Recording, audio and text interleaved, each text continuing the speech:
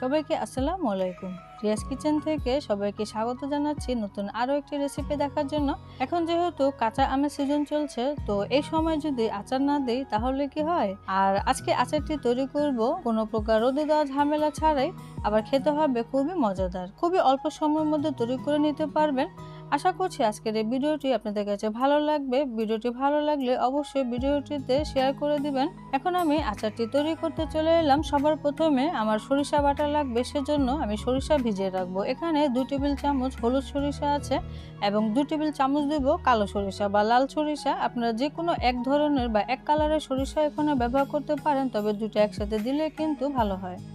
এখন আমি পানি দিয়ে এটাকে ভিজিয়ে রাখবো 10 থেকে 15 মিনিটের জন্য। তারপরে এটাকে খুব ভালো করে ধুয়ে কিছুটা সিরকা বা ভিনেগার দিয়ে এটাকে বেটে নিব।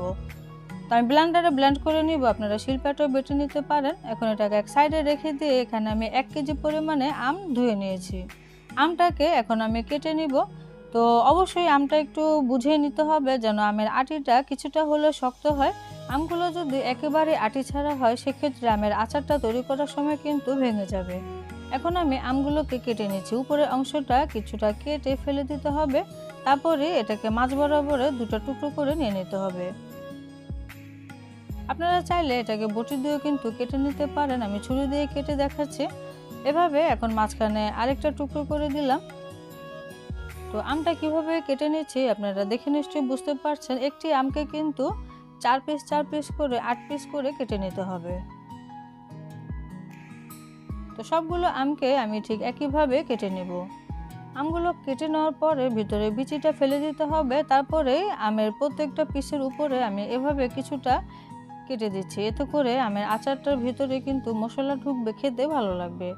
তো সবগুলো আম কেটে আমি উপরে কিছুটা দাগ কেটে নিয়েছি যেন আমের আচারগুলো খেতে ভালো হয়। এখন আমি আচারের পরবর্তী প্রসেসে চলে যাব। সেজন্য এখানে কিছুটা পানি ফুটতে দিয়েছি। পানিটা ফুটে উঠেছে, এখানে আমি 1 টেবিল চামচ লবণ দিয়ে দিলাম। তো লবণটা দেওয়ার পরে আমগুলো দিয়ে দিচ্ছে। এই আমগুলো কিন্তু পানিতে সেদ্ধ করব না, জাস্ট ঘড়ি ধরে 1 মিনিটের মতো জাল দেব। এর বেশি জাল দিব না, তা না হলে আবার আচারটি রান্না করার সময় কিন্তু ভেঙে যাবে যদি বেশি সেদ্ধ হয়ে যায়। তো আচারটা 1 মিনিটের মতো যদি এভাবে পানিতে নেড়ে চেড়ে নামিয়ে নিই, তাহলে আমের যে কষটা আছে সেটা চলে যাবে। আর এই কারণেই আমি পানিতে 1 মিনিটের মতো নাড়াচাড়া দিয়ে উঠিয়ে নিলাম। আর অবশ্যই পানিটা বলক আসার পরেই কিন্তু আমটা দিবেন, এতে করে আর আমটা নরম হয়ে যাওয়ার কোনো সম্ভাবনা থাকবে না। আর চুলার জালটা কিন্তু প্রথম থেকে শেষ পর্যন্ত হাইতেই ছিল। এখন আমি আমগুলোকে নামিয়ে একটি ঝুড়িতে রেখে দেবো যেন এক্সট্রা পানিটা চলে যায়। আর এখানে আমি কিছুটা মশলা তৈরি করে নিব। এখানে আমি 1.5 চা চামচের মতো পাঁচফোড়ন দিয়েছি, আর 1 চা চামচ মৌরি দিয়েছি, আর 1 চা চামচ গোটা ধনিয়া দিয়ে দিলাম। এগুলোকে এখন চুলার জালটাকে মিডিয়াম টু লোতে রেখে একটু সুন্দর ফ্লেভার আসার আগ পর্যন্ত মচমচে করে ভেজে নিয়েছি। এখন এটাকে নামিয়ে আমি ব্লেন্ডারে গুঁড়ো করে নিব। তারপরে এখানে কিছুটা শুকনো মরিচও টেলে নিতে হবে, তবে এখানে আমি একটু বেশি করে শুকনো মরিচ টেলে নিচ্ছি। তো আচ্ছা, তৈরি করার পরে বাকিটা থাকলে আমি রেখে দিব। তো চুলার জালটা এখনও কমিয়ে রেখে আমি মরিচটাকে হালকা একটু ভেজে নিলাম, এতে করে ব্লেন্ড করতে সুবিধা হবে। এদিকে আমার আম থেকে পানিটা ঝরে গিয়েছে। এখন সুতির একটি কাপড়ের উপরে আমগুলোকে ঢেলে দিচ্ছি। তারপরে একটি কিচেন টিস্যুর উপরে রেখে আমগুলোকে খুবই ভালো করে মুছে নিতে হবে। আপনারা চাইলে সুতির ন্যাকড়া দিয়েও আমগুলোকে মুছে নিতে পারেন। তারপরে আমি ফ্যানের বাতাসে রেখে দেবো আধা ঘন্টার জন্য, এতে করে আচারটা তৈরির পরে কিন্তু নষ্ট হবে না। তবে আপনারা যদি রোদে দিতে চান দিতে পারেন।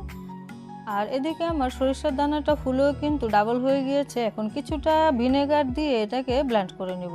এখন আমি আচারটা তৈরি করতে চলে আসলাম। এজন্য এখানে 1 কাপ পুরো ভরেই আমি সরিষার তেল দিয়ে দিচ্ছি। অবশ্যই ভালো সরিষার তেলটা দেওয়ার চেষ্টা করবেন, এক্ষেত্রে আচারটা ভালো হবে। এখানে আমি 1 চা চামচ পাঁচফোড়ন দিয়ে দিলাম, আর দিয়ে দিচ্ছি 1 চা চামচ মৌরি বা মিষ্টি জিরা। কিছুটা শুকনো মরিচ এভাবে কেটে দিয়ে দিচ্ছি, এতে করে ফ্লেভারটাও ভালো আসবে। তো চুলার জালটাকে কমিয়ে রেখে এই মশলাগুলোকে ভেজে নিতে হবে। আর আচার মানেই কিন্তু তেল। আচার তৈরি করতে হলে আপনাকে তেলটা একটু বেশি ব্যবহার করতে হবে। এই গোটা মশলাটাকে 2 মিনিটের মতো ভেজে নিলাম। তারপরে এখন এখানে সরষে বাটা দিয়ে দিচ্ছি প্রায় 3 টেবিল চামচের মতো। তো দিয়ে নেড়ে চেড়ে এটাকেও আমি 2 মিনিটের মতো ভেজে নেব। আর চুলার জালটা কিন্তু এই পর্যায়ে মিডিয়াম টু লোতে আছে। তো সরিষাটা হালকা একটু ভেজে তারপরে এখানে আমি আদা রসুন বাটা দিয়ে দিলাম 1 টেবিল চামচ। তারপরে এটাকে আমি আরও 2 মিনিটের মতো ভেজে নিব। তারপরে এখানে আমি চিনি দিয়ে দিচ্ছি এখানে আমি 1 কাপ পরিমাণে চিনি দিচ্ছি এবং হাফ কাপ পরিমাণে গুড় দিয়ে দিচ্ছি। তবে আপনারা চাইলে পুরোটাই চিনি বা গুড় দিয়ে করতে পারেন। তবে এই আচারে যদি গুড় দিয়ে তৈরি করেন খেতে কিন্তু খুবই ভালো হয়। তো গুড় আর চিনিটাকে নেড়েচেড়ে মিশিয়ে নিয়েছি। এখন এখানে আমি হোয়াইট ভিনেগার দিয়ে দেব হাফ কাপ পরিমাণে। আজকের এই আচারটা যেহেতু কোনো প্রকার রোদে শুকা দেয়নি, তো সেক্ষেত্রে আমের আচারটা যেন দীর্ঘদিন পর্যন্ত সংরক্ষণ করা যায়, সেই ক্ষেত্রে আপনাকে এই হোয়াইট ভিনেগারটা অবশ্যই ব্যবহার করতে হবে। আমি এখানে হাফ কাপের থেকে একটু বেশি হবে দিয়েছি। দিয়ে সবকিছু নেড়েচেড়ে মিশিয়ে নিলাম। আপনারা এই আচারে অবশ্যই গুড়টা ব্যবহার করার চেষ্টা করবেন, এতে করে আচারের স্বাদটা কিন্তু দ্বিগুণ বেড়ে যায় আর কালারটাও কিন্তু খুবই সুন্দর আসে। এখন এই পর্যায়ে আমি আমগুলো দিয়ে দিচ্ছি। তো আমগুলো দিয়ে বেশি জোরে জোরে নেড়েচেড়ে দেওয়া যাবে না, আমি আলতো হাতেই কিন্তু নেড়েচেড়ে দিব। আজকের এই আচারটা কিন্তু টক মিষ্টি ঝাল, তবে মিষ্টির পরিমাণটা আমি আমার হিসেবে দিয়েছি, আপনারা চাইলে আরেকটু কম বেশিও দিয়ে দিতে পারেন।